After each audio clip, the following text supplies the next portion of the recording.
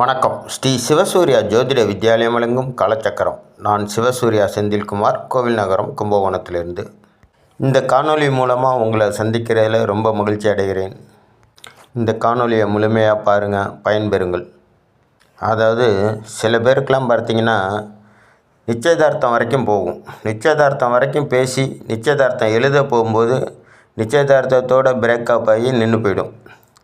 இது கூட பரவாயில்ல. இதோட மோசமான நிகழ்ச்சி என்னான்னு பார்த்தீங்கன்னா, நிச்சயதார்த்தம் எழுதி நின்று போயிடும். அதை விட மோசமான நிகழ்ச்சி என்னான்னு பார்த்தீங்கன்னா,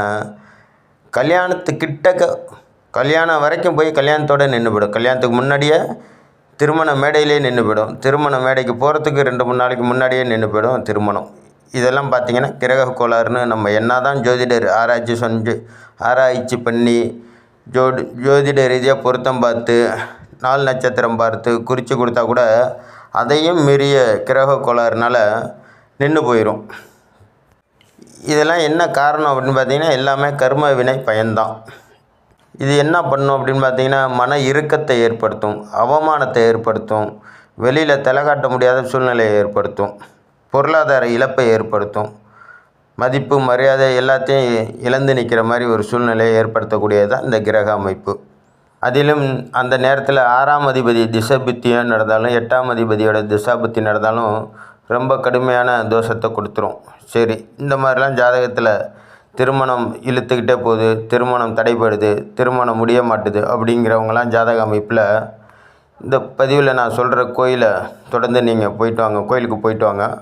சொல்கிற வழிபாட்டு முறையை தொடர்ந்து வழிபட்டு வாருங்க. கண்டிப்பாக உங்களுக்கு தடை இல்லாமல், தாமதம் இல்லாமல் திருமணம் நல்லபடியாக நடந்தேறும். சரி, விஷயத்துக்கு வரேன்.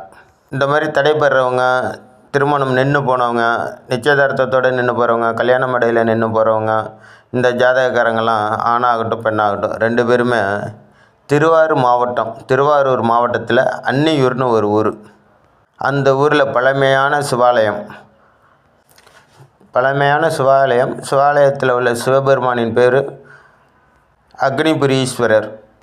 அந்த கோயிலுக்கு போயிட்டு உங்கள் பேரில் ஒரு அர்ச்சனை, சிவபெருமானுக்கு ஒரு அர்ச்சனை பண்ணணும், அம்பாளுக்கு ஒரு அர்ச்சனை பண்ணணும். உங்கள் பேரில் நல்ல மனதார பிரார்த்தனை பண்ணிக்கோங்க. அங்கே கோயில் முறைப்படி என்ன மாதிரி பிரார்த்தனை பண்ணணுமோ அது மாதிரி பிரார்த்தனை பண்ணிக்கிட்டு அதோட நேராக வீட்டுக்கு வந்துடக்கூடாது. அங்கே தான் விஷயம் இருக்குது. நேராக அதுலேருந்து 5 கிலோமீட்ரு திருவீழிமிழலி அப்படிங்கிற ஊரில் சிவபெருமான் கோவில் இருக்குது. அங்கே போய் சிவபெருமானுக்கும் அம்பாளுக்கும் உங்கள் பேரில் அர்ச்சனை பண்ணிக்கோங்க. அந்த கோயிலில் பரிகார பூஜை உண்டு. அந்த பரிகார பூஜையில் கலந்துக்கிட்டு பரிகாரம் பண்ணிக்கோங்க. கோவில் முறைப்படி பரிகாரத்தை பண்ணிக்கிட்டு அங்கே சொல்லக்கூடிய விஷயங்களை நல்லா காது கொடுத்து கேட்டுக்கிட்டு அதுபடி செயல்படுங்க. கண்டிப்பாக உங்களுக்கு தடையில்லாத திருமணம் நடைபெறும். திருவீழிமிழலையில் உள்ள கோவில் பேர் கோவிலையும் போட்டிருக்கிறேன். மாப்பிள்ளை சிவன்னு பேர் அங்கே உள்ள சிவபெருமானுக்கு. அன்னியூரில் உள்ள சிவபெருமானுக்கு அக்னீஸ்வரர்னு பேர். இந்த பதிவிலேயே கோவிலோட தோற்றமும் அதனுடைய வரலாறும் போட்டிருக்கிறேன். பார்த்து பயன்பெற்று கொள்ளுங்கள். இந்த பதிவு உங்களுக்கு பிடிச்சிருச்சுன்னா லைக் பண்ணி ஷேர் பண்ணுங்கள். என்னோடய சேனலை சப்போர்ட் பண்ணுற மாதிரி சப்ஸ்கிரைபராக வந்து பெல் பட்டனை தட்டி விடுங்க. இந்த பதிவு பிடிச்சதுன்னா லைக் பண்ணி ஷேர் பண்ணுங்கள். நன்றி, வணக்கம். நல்லதே நடக்கும். வாழ்க வளமுடன்.